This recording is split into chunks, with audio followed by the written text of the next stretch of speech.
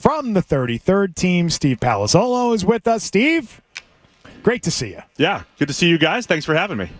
So, let me ask you this. When you look at the Patriots roster, where do you put them in terms of quality of roster in the NFL? If you had to take a big snapshot and say, well, the talent on that roster is ranked this, how low are the Pats right now going into this offseason? It's in the 30s. I mean, it's in the bottom three. I mean, you get the Raiders, Patriots. I mean, it's we at least have a quarterback, Steve. No, that's true. There's optimism, but the rest of the infrastructure, I think, needs some work. Oh, really? Thanks. Yeah. I couldn't tell that calling the games this year. No, but I mean, Did you notice? I know where to, I mean, we lack talent, we lack depth. Yeah. We lack everything. Yes. And at important spots, obviously, right? So the two teams here, Chiefs and Eagles, it's like, hey, good offensive line, good defensive line, guys to throw to. Some important spots that the Patriots need to build here. I don't even get angry at like the skill people, like talking about the receivers or the tight ends. I think our tight ends are good. Yeah. But I get so angry watching playoffs when you watch the offensive line, and that's my biggest takeaway from these last 3 weeks is we're not anywhere near that. Yeah. Like they got tackles that are like all world. We don't have a tackle that can play in the league. Yeah, literally. It was rough. And look, I think you knew that going in last year. If you're going to draft a quarterback, you can't solve everything in an offseason. You might not be able to solve everything this offseason, but it's going to take important free agency. I think second, third wave of free agency type of moves. There are starters to be had in free agency on the offensive line. Like Shaq Mason was. Wait, so you're talking high-end guys, or we need multiple? my theory on the offensive line is you just can't be bad. We use the phrase like on Ross Tucker. Like we keep hearing that this week. We've heard that from a lot of people. It's got to be better than Ross Tucker. Be coachable. It's got to be better than Ross. No, better than Ross. But Ross was like, you were covering guys like he goes. I watch a lot of line play.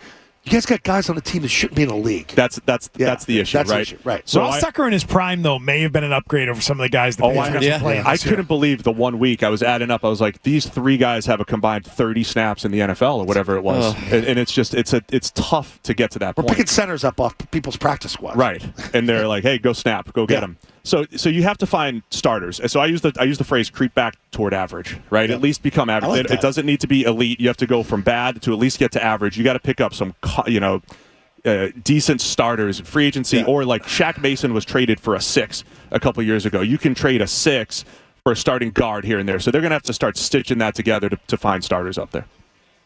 Steve, you're at the 33rd team now. Did they bring you into the room to try and figure out who the New York Jets' new head coach was going to be? They did not. I am strictly a podcaster. I know you're strictly a podcaster. Strictly my Check the Mic podcast. That's it. But Mike Tannenbaum ran the show there, and I tried to throw my name in the hat. I actually texted him. I said, "Hey, where do I send my resume?" And he sent back "LOL" as a text. So I'm not like fully in just yet. He responded. He did, yeah. But no, so Mike has the history there, but the 33rd team has a whole bunch of old coaches and executives, and they're kind of like working together on some of those GM searches. So they did not consult with me. How do you think the Jets did versus how the Patriots did in their head coaching search? I thought it was extensive. I thought it was good. Aaron Glenn, I think he's ready. The Lions are being poached for a reason because they've built that culture and they're trying to replicate what Dan Campbell has brought there. So I think Glenn, Moogie is the general manager, both first-time guys, but I think they've done a pretty good job there. What do you think of Vrabel? So there was a point where I said Vrabel's going to be like the next Mike Tomlin, the guy that no matter who you give him, you're going to win 9 games, you can make a playoff run, and it tapered off toward the end in Tennessee, but I still believe he has that in him, right? He knows how to get the most out of his players. The players love him, that old-school toughness.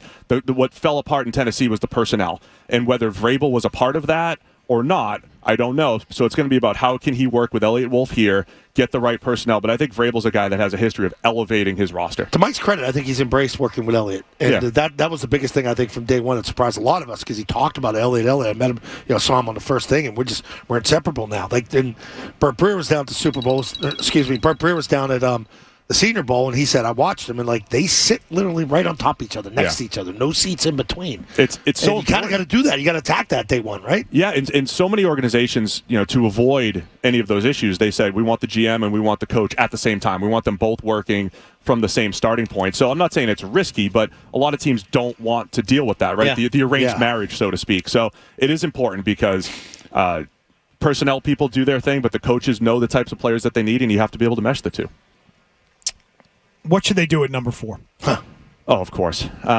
So I'm really tempted by the unflashy Will Campbell offensive line pick. As I've said a few times, though, Is that a reach for him at 4? It depends on what his reach is, right? Short So arms. they're gonna measure his arms. They're gonna measure his short little arms in a few weeks, right? Yeah. And if that he's got to get his shirts. What altered. if it's okay? the agents are good. Agents can Baby stretch him arms. out now and So everything. Ever seen that 36. Kristen Wiig I'm 36. skit? You know, she got the baby arms. That's You what have he's to got. retract your scapula so that they're pulling the arm. It's You're a going to be whole way what, to do it. 38, 39? No, I'm like 35. 35? 35? Okay. Yeah, all I know is it's tough to find So clothes. what if he's 32? I think you've got short arms then. no. For a man your height. 35, 37. That'd be like 95th percentile. No, combine. I think they should be like 37s, and then you see like the shirts. I mean, my sleeves are short, so you can see that. I've got issues here. Let's get the tape But measure out. I think Will Campbell's a really good player, but he might not. But if you're talking, I do believe in taking the best players, and I think you're Travis Hunter, whether you like him or not, and Abdul Carter are the two guys that can make the biggest impact. Yeah. So it would be tough to pass on them. It's a full rebuild. As much as I want to focus on the offense and doing what's best by Drake May, it's still a full rebuild, both sides of the ball. So then I would lean Abdul Carter or Travis Hunter if they're there. Travis Hunter, wide receiver, corner. How would you play that? I think everybody agrees that it's easier to play full-time corner and then mix in at receiver. The other part, though, I think that is undervalued is the fact that he fills 2 roster spots. So if you're depleted at receiver, he can be a full-time receiver. You just say, hey, we're not playing corner right now. And if you're depleted at corner, he plays corner. So I think it really is 2 roster spots, not in like Shohei Ohtani style. Yeah. But I think he can, year to year, maybe fill in as an extra depth chart spot. That's wild. It's crazy. I mean, He's that good, though. He is literally that good. I know. It's just Well, like Dion was the last guy that really could do that. Like, could be a good player on offense. Like Dion can run posts, he can run in cuts, he can Play run center slants. field. Yeah, He can do it all. Yeah, but like he didn't rep it. Like, but I think Travis is like the guy who probably doesn't have to rep it. Like, if in a pinch, hey, we need you to play receiver this week. They said they had a guy at Colorado who was like with him on the sideline making sure, because he can't be there making defensive adjustments when he's playing offense. So they had people right there in his hip pocket making sure he knew what to do next time they were next series. I never even thought of that. Yeah. Now he won't go full time in the NFL. You don't have a break. Right. You don't have a time but to sort of there's people who think he get can your play wind, both ways. get your legs back Like, under they're you. crazy. I didn't think he did it in the thin air in Colorado too. You know how tough it is to breathe out Never there. thought of the adjustment I couldn't stuff. even pitch in Colorado. Never mind run. So yeah, it was impressive what he did. So I wouldn't put anything past Travis Hunter. Wow. Okay. You got a prediction for the game this weekend? I always say the Chiefs are calibrated to win by 3. You know, they do like that. do just enough to win by 3, so they'll probably win by 3. You should trademark that. So 27, Calibrated by 24. 3. That's it. Just stamped, fixed, Yeah, but fixes in. we're all rooting for the Eagles, though, of course. We right? are. You taping the podcast here this week? What do you got? Yeah, Check the Mic, our new podcast under the 3013 banner. Doing a lot of behind the scenes and, just capturing everything that's going on here. All right, very good. Steve Palazzolo, 33rd team. You may remember his days at Pro Football Focus. Always good, man. Always good to have you, Yeah, bud. thank you, guys. Appreciate it. Thanks, Steve. Thank you. Thanks for being here. Hey, if you like that clip, check out more videos from Zolak and Bertrand right here. For more Patriots analysis and opinion, hit this playlist. And for all the latest from the Sports Hub, download the app at 985thesportshub.com.